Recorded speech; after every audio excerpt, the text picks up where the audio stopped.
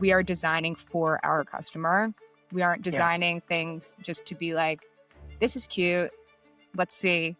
It's like we're designing for a specific group of women. We're designing for ourselves, and we want to create wardrobe solutions. And people like interacting with the people who started the brand. And as a mother-daughter team, people always, I think, appreciate that and think it's really cool. I mean, part of our brand story, but I think it reflects our values as well.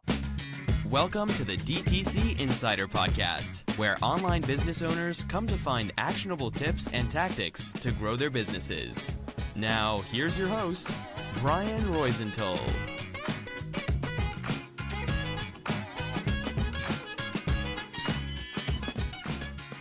Hey, welcome to another episode of the DTC Insider podcast. I'm Brian Roisentul, your host, and today I'm super excited to be joined by Margot Adams, co-founder of Luxeire. Hey, Margot, thanks for being here on the pod. Thank you so much for having me. Yeah, my pleasure. Did I pronounce the brand name correct? Yes, you did. Perfect. Great. So why don't you start by telling the audience more about what you guys do at the brand? Yeah, so Luxeire, we are a mother-daughter owned clothing brand that is designed and produced out of New York City using Italian technical fabrics that are also sustainable. And we primarily focus on making tailored technical apparel for women who lead busy lives, mostly professionals who want to feel confident, look great, and look professional, of course, but also just want to feel comfortable. And we want to make getting dressed easy while also looking very sleek. And so, yeah, that's our focus. All of our clothes are washable, wrinkle resistant. They have the same technical properties as athletic wear. Personally, I feel like our clothes are more comfortable than athletic wear, but they look like a high-end designer suit, basically. By manufacturing in New York, we are able to have really great, sleek, and fitted tailoring, and the quality is really unmatched. So, something that caught my attention when I met you and your mom as well, is that I typically meet, business partners, to be couples, but probably never, at least I have never interviewed a mom and a daughter or met a founding team that looks like that. So could you please tell me and the audience more about that beautiful story about how you guys started the business and, the ups and downs of working together, of course. Yeah, it's a very interesting dynamic when you become a literal business partner and build a brand with a parent. And I'm sure she could say the same with building a brand with her daughter. Um, a lot of times you hear about like a parent or a grandparent starting a brand and then it's kind of passed down, or like their son or daughter joins the brand kind of thing, but it's often set in stone. Whereas we literally were building this together, which is also just an interesting dynamic because you have to kind of put aside at times your mother-daughter relationship and focus as partners and equals and value each other's strengths and respect each other in just a different way. So it's been amazing being able to do this. I think it's really improved actually our relationship. We've always had a pretty solid relationship, but I mean, if you ask my mother, I was like the most defiant high school student on the planet. So always like wanted to have control of a situation, would just do what I wanted, which now, it probably helps with our business. But at the time, there was more, I guess we had a little bit more friction. And then now as an adult, we have a really great relationship. And she's an amazing mom. She raised 4 of us. And my dad mostly worked overseas. So I have a lot of respect for her as a mother and now as my business partner. So with Luxeire, I'll give some backstory there. So My mom actually started Luxeire when I was still in high school. I was a senior. She was a school psychologist in Grand Rapids, Michigan, where I grew up at the time. And really, she just wanted better basics to wear under her dry clean only clothing or things that were uncomfortable and couldn't find what she was looking for. And she was starting to go more part time with where she was working. So she decided to make this kind of a like passion project. And at first, it was all innerwear. And I wasn't really a part of it because I would help here and there. Like I was our model for a couple things and would help with different things. But overall, I was still in high school and I was going to be heading to Parsons in New York the next year. But again, it was really more of a passion project. She started selling in like a couple small boutiques. But again, it was also sold more as intimate apparel. And the thing is, she had zero business background, almost like comically so. And so the reality is, it was a very expensive passion project. Right. And then my dad ended up taking a job in China. And so they moved to New Jersey while I was in college. And my mom stopped working as a school psychologist and was focusing more on Luxeire but still with no business background. So then in 2019, I was going into my senior year of college. And my dad had just left this job and was going to be taking like a year off from working. And basically came to me saying that we could not keep draining our family's savings into Luxair unless it had like real potential. At the time, my mom was developing our now best-selling product, the classic button-up, and I was going into my senior year, and I was working at a direct-to-consumer women's shoe brand. And so when my dad came to me, he was like, could this actually be a business? Is like, did she create a good product? And with the classic button up still in development, but getting there, I was like, you know what? I think we could really make this into something. And so I quit my internship and started working with my mom on Luxair, and which was definitely a risk because I knew my internship could Right. become a full-time job. I had been there for 2 years almost. But given I had worked at it was a small startup. I felt like, okay, I have enough experience and can teach myself the rest. So then that fall, 2019, we did a couple pop-ups. But really what I wanted to do was take us online. But my mom, she's a different generation, was like, nope, it's Right. not what we're doing. And so we didn't. Then in 2020, COVID hit. We stopped everything. I finished up school. And then was actually funny enough doing some accounting for my dad, who had started his own business at that point, also in shipping. And then I started looking for other jobs. And I was like, I don't want another job. I want to do this. And like, I want to actually build Luxair. And I mean, the job market was also trash. So I was like, let's see what we can do here. And basically went to my mom and said, I want to redo the website. I need a small budget. We had basically zero budget, You zero. were in 2020, right? I graduated in 2020. Yeah. So I wanted to ask you a quick question before Hmm. you can, because it's super interesting. I don't want to interrupt. I'm Oh, no curious worries. some part of the story that I want the audience to know more about, and me Hmm. too. Because it's those little moments that define the rest of the story. Yeah. Because you first said that your mom was trying to figure it out and selling, of course, things online and building the current hero product back Hmm. then, and your dad came to you to Hmm. to ask for help or for advice, and to tell you that. So I want to ask you first, why do you think your dad came to you to tell you that? That's a good question. I think because I often, it'll be funny when my parents listen to this, but they would 100% agree, I think, or at least like 90%, that I'm a lot like my dad in a lot of ways, but I'm also a lot like my mom. And so as the oldest of four, I think I helped them out with my younger siblings a lot. And in the end, like my dad knew that I could be a good sounding board for this and knew that I was working in the apparel business, or I guess fashion business. I was in shoes, and really didn't have someone else that he knew to talk to about this and knew what skills I had.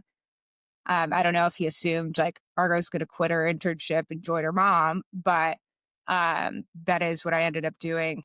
And I'm honestly really glad that he came to me and trusted me in that way. And that really ended up turning that turned the entire business around in the end, and actually I guess created the business. But what's scary when you do something like that, especially with your parents, knowing it's like we were very much a like standard upper middle class household. It's not like we had like tons of money to just throw into something. And so I knew that stakes were high. And I was like, I refuse to fail at this. Like, we're going to make this work.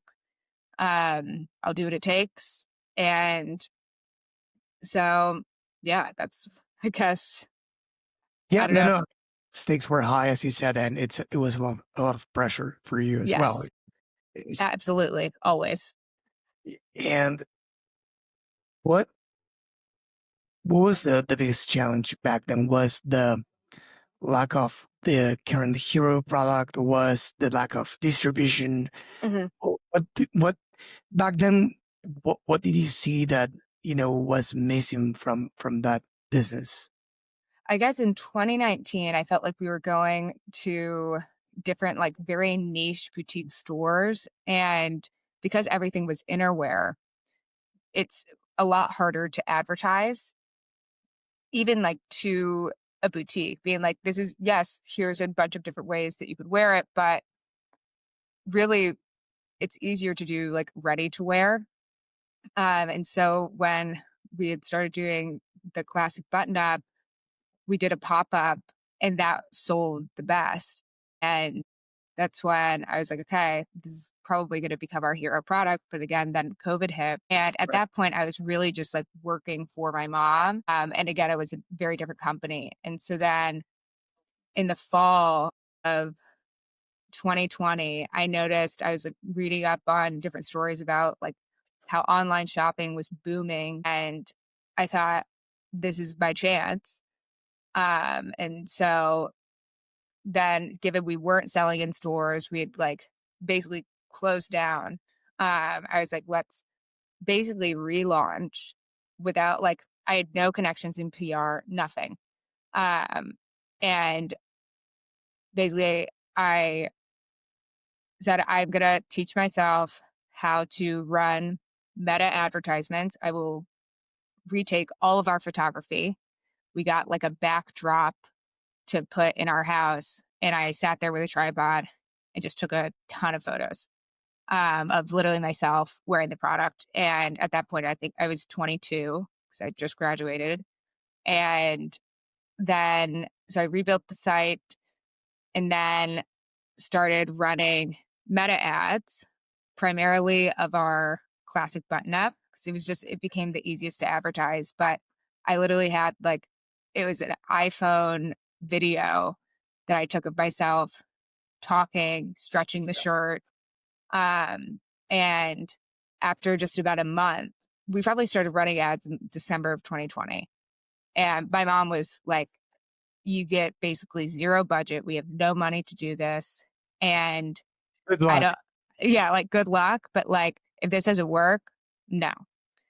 And so it took a lot of convincing. But then within maybe even a few weeks, we started seeing some sales. Well, we started seeing a little bit of sales pretty quickly. But then once I realized which ads were working, and this is also, keep in mind, before all of the privacy settings changed, which was later in 2021. But then it really started taking off. And like with that video of me literally standing in my bedroom, stretching the shirt and talking. And we had like the highest ROAS we've had to date. And so The good old days of meta ads, I know, literally. And to the point where my dad was like, oh my God, wait, is this going to work? He started like giving us his business credit cards So, to so run one it. thing I noticed is that you can we say that you are, let's say, the face of the brand, or at least Yes. you look like you are, right? Hmm. If you all check out, their Instagram, social media, website, they can see you all over the place. And Hmm. I cannot stress enough the importance of, being, as a founder, saying, if you want to tell everyone that your products are great quality, the mission, the vision, and everything that you want, why not doing that yourself? Like, Hmm. if you have many other people do that, then great. Otherwise, it's gonna be just, flyers, style, Hmm. statics, or it needs to be somebody, and who better than the founder to tell the story in a way. Yeah. When do you, if you remember, when did you go from doing that as a need to do it because of a strategy, let's say? I would say it's always a little bit of a need because we have to spend money. Our production's expensive. There's a ton of other costs that we have. And we have a small team. But I, at one point, was getting different advice from people. And now, given I was young and didn't really have that much experience, I would take it. And by now, what I've realized, I'm like, trust your gut. You know your company the best. And people had said, like, oh, you should find other models to talk about it. You should find this, that, the other thing. And so I did that. And I had them, like, I tested basically like 4 different people and myself talking about our product. Mine performed the best by far, by far. And I think it comes down to, and people, what's funny is people, because we've talked to customers now, and people had no idea, because a lot of people don't go into like what's their story on the website. They just thought I was a model that also wore the product and loved the product. They didn't know that I was involved in every aspect of the business and also helping develop the products. And so, but I spoke, of course, like from the heart about our products because I believe in them. And I joined my mom in this venture because I believed in the mission and the product. And I think that really shows in our advertising. And I was lucky enough to have some modeling experience and always loved taking pictures, loved like creating videos growing up, even. So it was something that I enjoyed doing and was pretty good at. And so it was not only a need and still kind of is a need, but it was just, it's what worked. And to this day, it's been almost 5 years, and our best advertisements are either me talking to the camera, my voiceovers. I even now have tried like the AI voiceover where I talk and then it kind of changes my voice. Doesn't perform as well. So it's just funny. Even though like my voice, I hate listening to it again because then I'm editing this and I have to listen to it again and again and again. And I'm like, what a nightmare. But Yeah. it works. I mean, AI, I'd love to talk about that in a few minutes. But before going there, you were mentioning that you call your customers. And again, it's something else that I always tell businesses that they need. I mean, this is not rocket science, but we need to do the simple stuff because Hmm. that's the powerful, and it's related to AI as well, because many people Hmm. want to use AI for everything. And I'm not against AI. I use AI, but we need to, lose sight that AI replace you or what you do in your business. Hmm. The most important thing is to, again, use your size to your advantage, your Hmm. business size to your advantage. So if you're a small team, do the things that bigger brands won't do. So you mentioned calling your customers. Well, we didn't That's technically call them. It was more of like when we've actually met them now in person.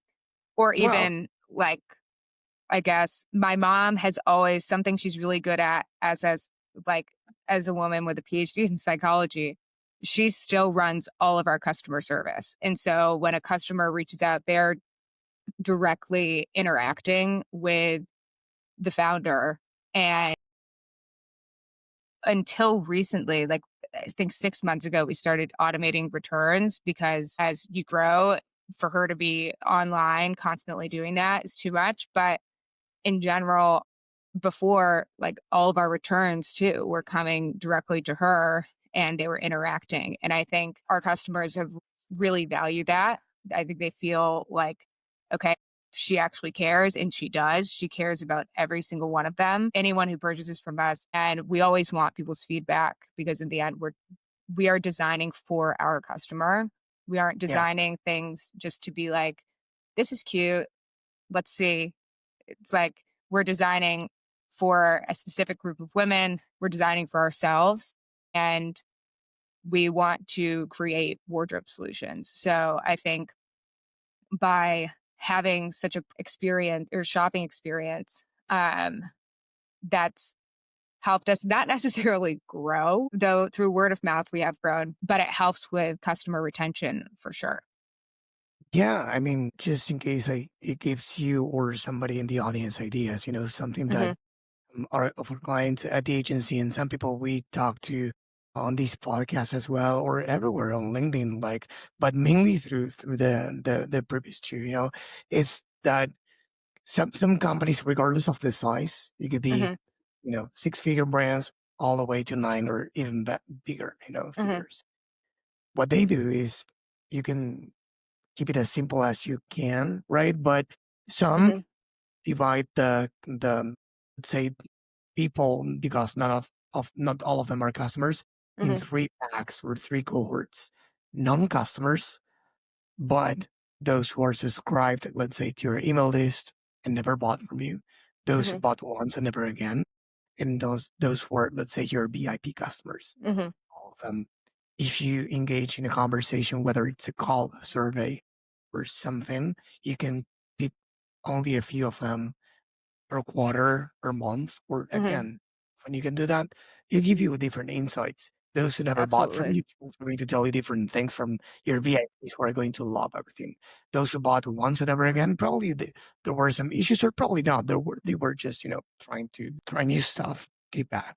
So all of those conversations are going to give you different insights, and then some companies go beyond. Of course, you need a bigger team for this, but Yeah. one mid eight-figure company, I think it's like $60 million. Hmm. Bottle, they say it publicly.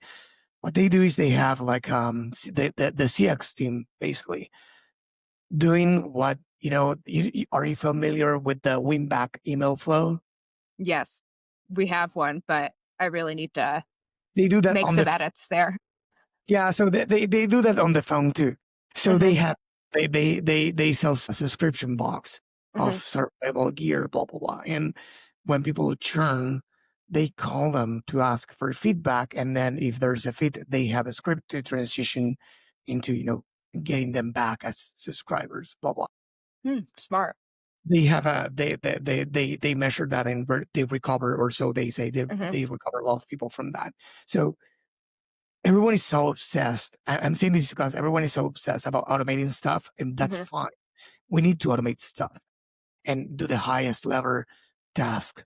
But those high level tasks are not the same for every company. So Hmm. bigger companies, different levels than smaller companies. And I think personally that the strength for the smaller companies are probably not to automate the same things that the bigger companies automate. It's to be winning that territory, that space Hmm. by being a human, the human touch, what they don't have. They automate Yeah. that. So do we need to automate that too? I don't know. But that's just an example of that the long way it goes. Like only just calling your customers once a Hmm. month, just choosing 10 of them and maybe record that on camera with their permission. Hmm. Like some people like have their clients calling on speaker and with their permission they record themselves like this, you know? I and like that use idea. ads use that for the ads. And that's, according to what they say, some of the best performing ads they have, because it shows many things at once. It shows that they care about the customers. It shows a live testimonial, and yeah, it's amazing the power of reaching out to somebody. Yeah, I love that. I'm literally taking notes. Yeah.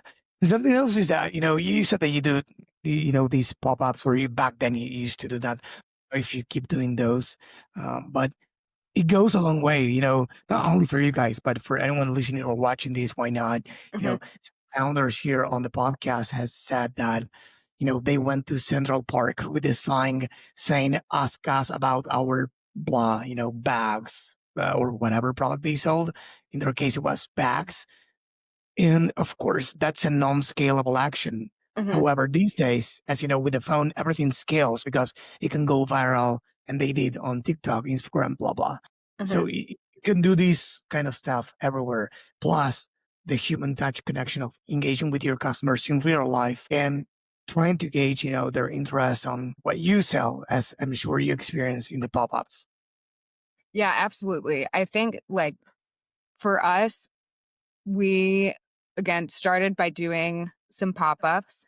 What was challenging is that like actual return in those moments, because certain people will buy, certain people won't, and it's hard to measure. And when you don't have any revenue coming in separately, which at the time we didn't, it's difficult to spend all of your time doing that and then not see a large amount of sales. And then throughout the past few years, we've been so lean with A, people, and B, budget, that we haven't really focused on that as much. But especially, we've done a little bit more, not only this summer, spring, but even this fall, we plan on doing more curated events, etc. Because in the end, what really sells our product is the fabric and the feel, and of course the fit and the look and everything, but that's what differentiates us. And so when people feel the fabric, like their reactions, and we actually went to Hudson Yards with our shirts and did a little bit of that. I wanted, it was like 97 degrees outside, so I want to do a little bit more this fall when it's not quite as hot, but had people feeling the fabric and reacting. And even at one of the pop-ups we did this summer in the Hamptons, people would come by. We had a sign that said like, please like touch the fabric, and people would come over. You could see and hear like their verbal reaction being like, wow. And seeing that and having people come over and actually do it, I realized, I was like, okay, that we really need to be doing more of this now that we have a couple more people on board and can, I guess, yeah, not, we don't need to put all of our focus on meta ads and emails as just two people. And really, it was just me doing it. So, and if we were to do a pop up, I have to create all of the marketing materials, I have to be there, all the things.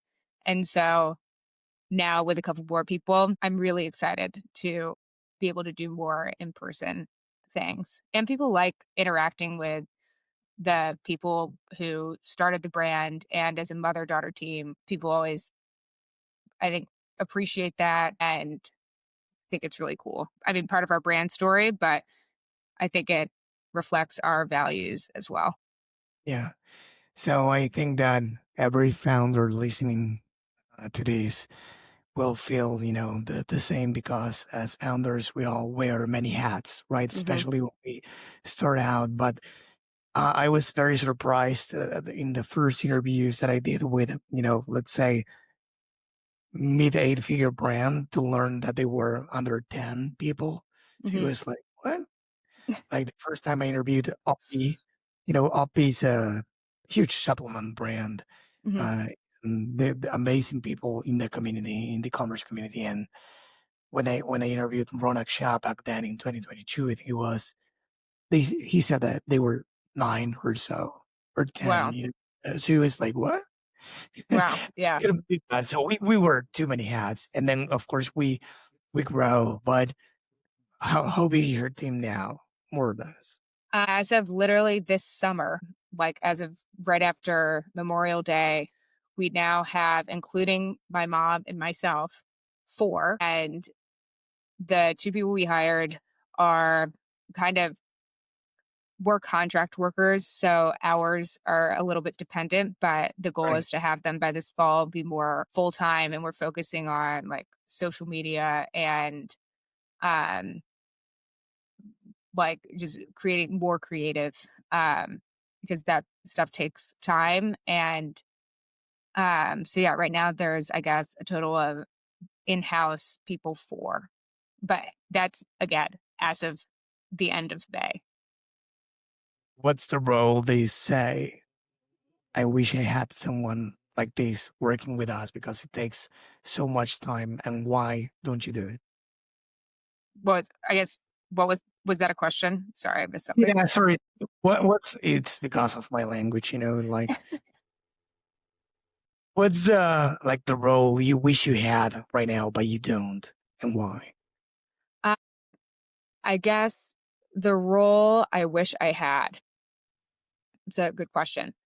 I think I mean, I love the creative aspect of our brand or like building a brand. I always have. And so a part of me likes still being so involved in that and even like editing videos and all of that. And again, because I've been doing it by myself for a while, I'm very nitpicky.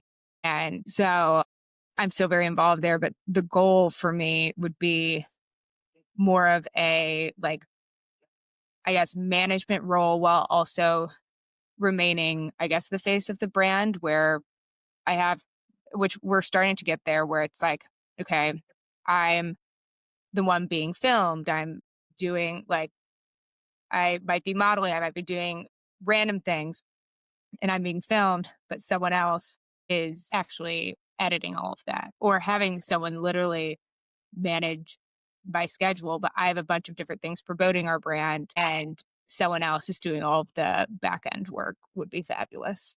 Where right now I have a little bit of that, but for the most part, I am hyper involved in all of the back end while also now trying to manage our 2 new employees. Fine. So going back a little bit, in the company story, I wanted to ask about the first moment that you saw that there was a product market fit. You mentioned earlier in the conversation that back then you ran meta ads and hmm you discovered that you were getting sales online. But then when did you notice for the first time that those sales were consistent and there was some huge thing going on? So I noticed, I would say, in the spring of 2021 that we were starting to really pick up some traction. The issue then became we were running out of fabric because we had done such small runs before Right. and we couldn't get enough fabric from Italy because the mill was closed down. So that created some issues at that time, but eventually we got the fabric. And I would say, I guess a big moment was probably trying to think. I mean, every year I would say we're growing. Like we had a huge jump, I would say, from 2021 though to 2022. Um, we started expanding our button ups to more colors. And really at that point, we only had tops actually until fall of 2024. But I think as we started seeing actually very like recognizable names of high profile women purchasing from us based on them seeing and clicking on an ad of literally me with a tripod filming myself with these shirts. I was like, wow, okay, this is working. And we're reaching a target market of professional and busy women who have been looking for this. And what was awesome is when someone places an order and then you see like literally either the same day or like the same day they receive the product or a few days later they place an order for double the amount or triple. And we started seeing that and seeing a lot of, as we're again expanding colors, expanding just different styles, seeing that repeat customer rate. Like our repeat customer rate, I think on average is about like 45%, which is pretty good. And then during the months when we have like a new product launch, especially one that's like really hitting, or during sales, it's upwards of 60%. And so I think that just speaks to the loyalty and us really finding our target. And again, like the women who buy from us are some of the most like hardworking, successful women in the world. So it's incredible, honestly. It shocks me to this day, but I'm proud. I mean, it must be a huge feeling, a beautiful feeling, when you see that there's an order from someone or you admire, a Mhm. celebrity. So how did you feel back then? Like the first time it happened? Or someone probably specifically you admired and he was like, whoa, can you believe this, mom? I guess I would say, because what's funny is even though I am the face of the brand, because of the price point and the style of our products, our customer skews more my mom's age. Like they're all kind of Gen X boomers. Now that my friends are progressing more in their careers, some of them are able to afford or want to invest in pieces like ours. I would say like my mom would occasionally send like a screenshot of an order from someone who's like, I would say we have a lot of news anchors. I don't personally watch the news every night, but my mom does. And so when we started getting news anchors buying from us, it was like, and then she would watch the news and be like sending pictures of them actually wearing it. That was very cool. And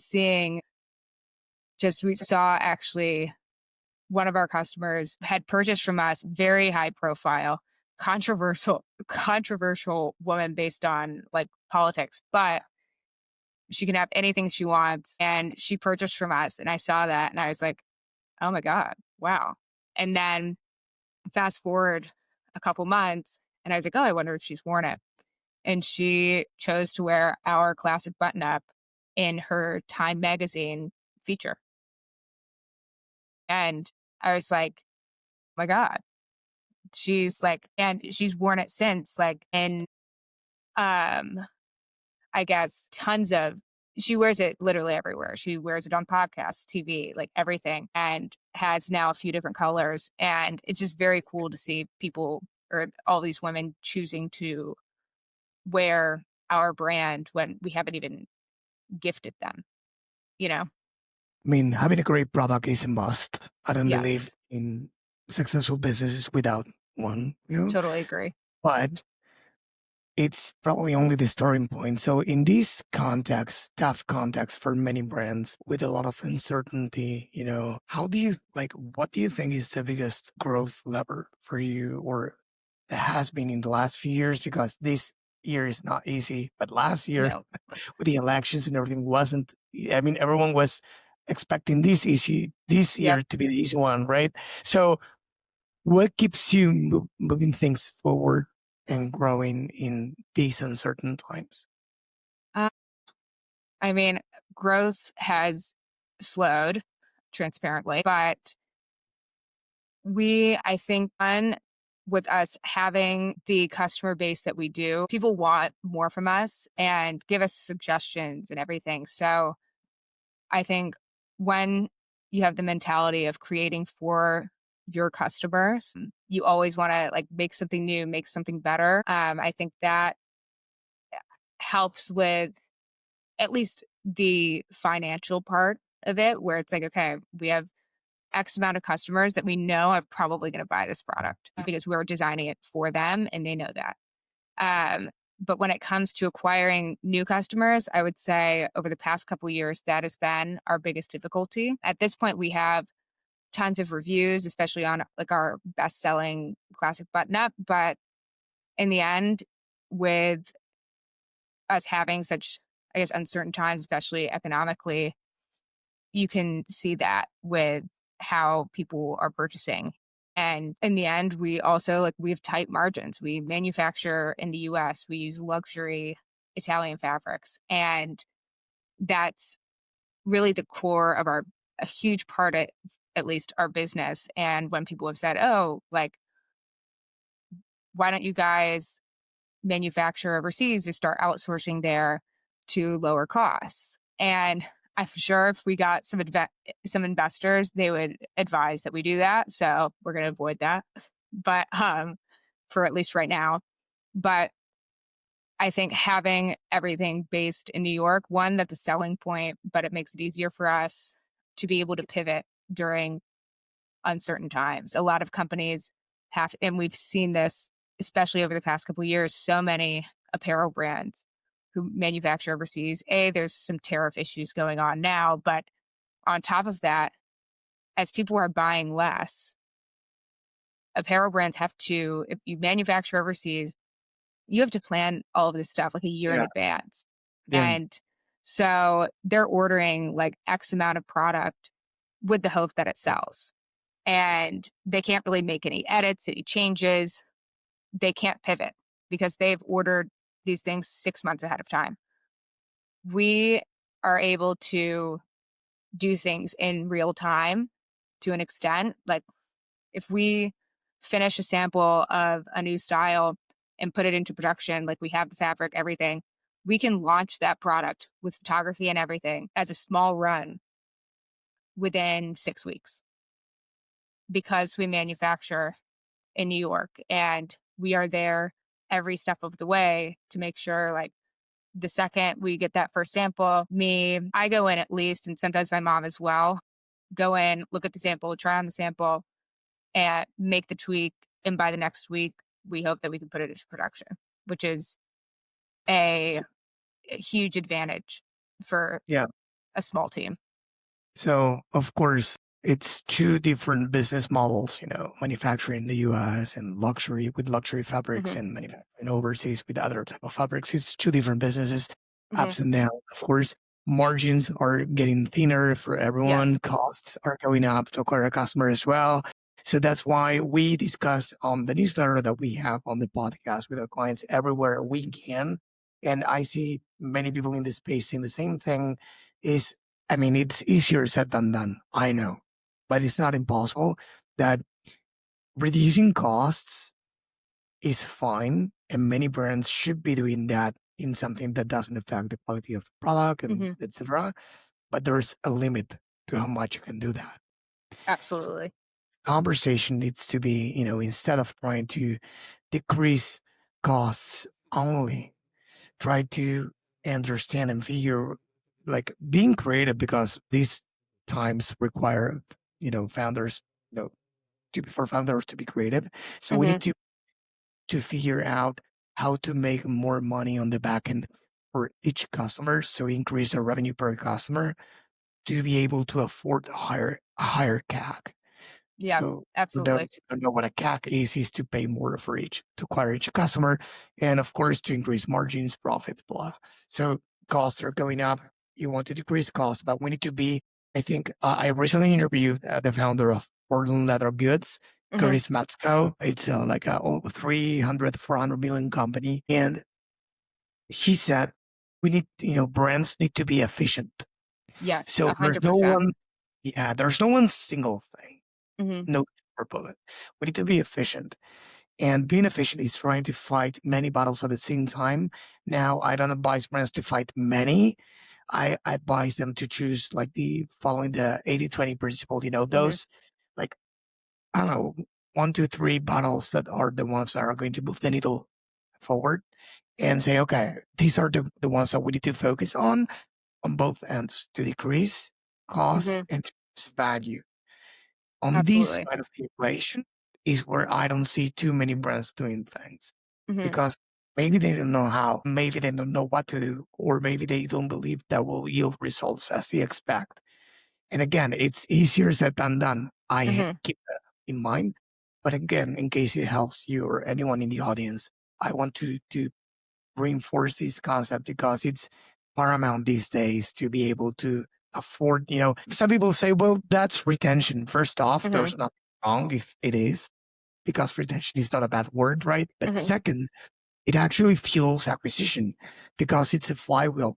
The more money you make on the back end for the same customer, the more Mhm. money you have in the end is money Mhm. that give you to afford the acquisition of a new one.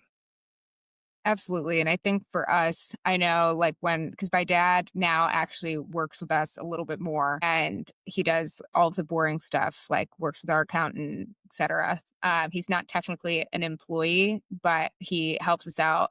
And for him, he's always like, why aren't we getting new customers? What like basically very focused on that and an immediate return on things. Needless to say, he has never worked in the fashion industry. But for us, a lot of what we have been focusing on before when I first started all of our ads and everything, it was just new customers, new customers, new customers. Now that we have some customers, we are splitting that. So it's like we have a lot of focus on our current customers and some focus on acquiring new customers. And I completely agree that with, in the end, having it like kind of putting a certain amount of focus on getting that customer retention and getting people coming back is so important to a business because I think what our goal is, and I think a lot of businesses is that you're like either you're one of the two, either your new customers or your returning customers. I forget what people say for this, but bring it to where your business is, I don't know, like break even or close to it. And then that other customer segment, the new customers maybe are the ones that help you actually make money. And so I think if you are only focusing on acquiring new customers, once you have a customer base, then your business growth is going to, I don't know, I think it can plateau because you're not offering enough new things. People are going to forget about you. And so that's, I would say, also a challenge for us, though, because as a small team, we're trying to wear all of these hats, come out with new products, and also acquire new customers. So, but yeah, I guess overall, I agree. The retention is important. I think keeping your quality at your standards. I think a lot of people look at a ton of even luxury or ones that used to be very luxurious fashion brands, their quality has gone way down. And you notice that with so many brands. And that's something that I think we never want to do. We want to make sure we are offering the best products for everyone, or at least everyone that likes our stuff. Yeah. So a quick win for anyone in the audience, and of course for you if you guys don't have this implemented, that typically helps. Again, there's no silver bullet, but something without spending more money. It's Hmm. really when we take a look at at brands, it's like we find things like when you fix them, it's like when you find money in your pockets because Hmm. you don't need to spend more to get that. It was always there. Yeah. You only needed to ask for it. So Yes. many brands, your size and bigger as well, they all run ads or many run ads. They all have email marketing and email flows, but that's like tools. We have the Yeah. screwdriver at home, but that doesn't mean we're using it well. And Hmm. so, so one little tweak is to try to align your marketing with Hmm. your customer's behavior. Hmm. And specifically in this case, saying, okay, what's the average time between the first and second order? We can go to the second and third, but Hmm. right now, first and second order, what's the average time? Is it 40 days? Is it 60 days? Back in the days, you needed like third party tools like Lifetimely to do that, and you Yeah. can still do that. But on Shopify right now, they have like a chat called Sidekick, and you can ask questions. So, Hmm. what's the average time between first and second order for the last, I don't know, 24 months? Hmm. And it will tell you when you look at your email flow, let's say the post purchase flow, you would be surprised at the how off the timing is there Yeah. because maybe you're asking for a second purchase after day 14. Hmm. Maybe some of your loyal customers will buy. Then, as you said, the minute they receive the first one, they will order, but it won't be the average, Yeah. right? So Absolutely. you want to say, hey, is it the 30 days, 50 days? Okay, are we stopping the communication with them in that flow at day 14? Mm-hmm. And typically when they buy A, it could be the product or it could be the product type A. Mm-hmm. They buy product or product type B. What are we offering in Mm-hmm. that flow? Are we offering the product B to those who bought A? And we need to create a flow for each product or product type. Again, Mm-hmm. 80 principle. We need to go for the top bought products or Mm-hmm. product type. Do one for that, a flow, a path, whatever, and make sure that's aligned. And you would be surprised at the result. Of course, it won't be the day at the night, but if you have enough, purchases, etc., you will see that flow converting better. And Yeah. over that's only one tweak out of many to improve things without spending more money. And it's not that big of a fix. It's Yeah. something small. Yeah. And I'm excited to have someone working for us now that's helping with the email marketing, because that's something that I've wanted to do. Maybe not specifically but I definitely will be incorporating it now. But the just having more hyper focused segments and editing creative and messaging based on that in the past, and even a little bit still now, we kind of just do a mass send out of like, okay, this is what we're going to send. Let's see how it goes. And we have certain emails that's great for, but I think segmenting different people based on, yes, what they've purchased, based on where they live, based on when they purchased, based on what they've looked at and everything is so important. And I think that keeping everything as people want, I guess it kind of depends on the brand, but for us, they come, at least especially our customer, the people that don't know us as a brand maybe wouldn't expect this, but we want to keep it as conversational and personal as possible when we can. Like you see a lot of email marketing nowadays, it's just like, here's a product done, where we kind of want it to be like, here's a product and this is why people like it. This is how you can wear it. This is like how we've styled it. And here's a review on, just kind of creating like, it's salesy, but also not quite when it comes to how we even present it, I guess. Kind of, we're just the way that we design is solution oriented. And so any email or marketing thing we have out there kind of focuses on that. And I guess in the end, that's what our customers come to us for. And so now it's just, yeah, making those segments, finding exactly who's buying and what people are buying next. But it is tough. Yeah, it is. So I want to be respectful with your time. I know we are in time. So probably the last question for you is Mhm. what's next for the brand? Any big plans for Q4 this year or anything exciting you're launching in Q3, Q4? Yeah. So we actually this summer have had like no new launches. And have been focusing more on Q3 and Q4. Um, but we are excited to introduce some new fabrics. We have some kind of textured fabrics that we're going to be working with that are currently we're making samples of and are hoping to launch by October. And all of them, of course, are still technical, sustainable, all of the things. And so expanding in that way, just via fabrics, different styles. Right now, we have like one style of trouser, and we are planning to launch a like more wide leg trouser this fall, some more cropped kind of jackets, expanding our button up styles as well. Just overall, kind of expanding our collection. And what's done really well for us, created our first outerwear garments and dresses this kind of winter and spring. And that brought in a whole other group of customers, or like a new group of customers. I've noticed that some people have come to us specifically for the outerwear or the dresses, and sometimes we'll buy other things, but we're excited to expand there because those have done really well. And I personally wear them all the time. So I'm excited to have more of them in my closet as well. And also, I guess, I don't know exactly what we'll be doing, but hoping to be doing more pop-ups and events here, especially in New York, to reach more customers and just talk about the brand more. But I'm excited for this fall's launches, especially. I think our customers are going to really like them, and hopefully they draw some new attention as well. Margot, where can people go to learn more about the brand and about you as well? Are you active on any social media?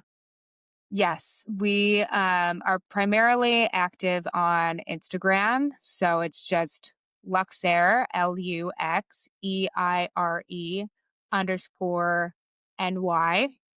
And then our TikTok is just Luxeire. So Luxeire. We just kind of started revamping our TikTok. So that's exciting.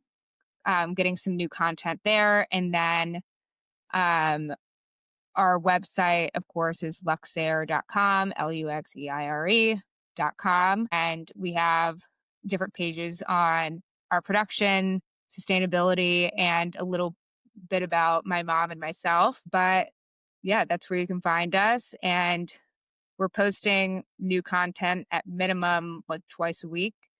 So you'll see a lot. And we have a bunch of new launches coming in September and October. So you'll be seeing a lot of content then.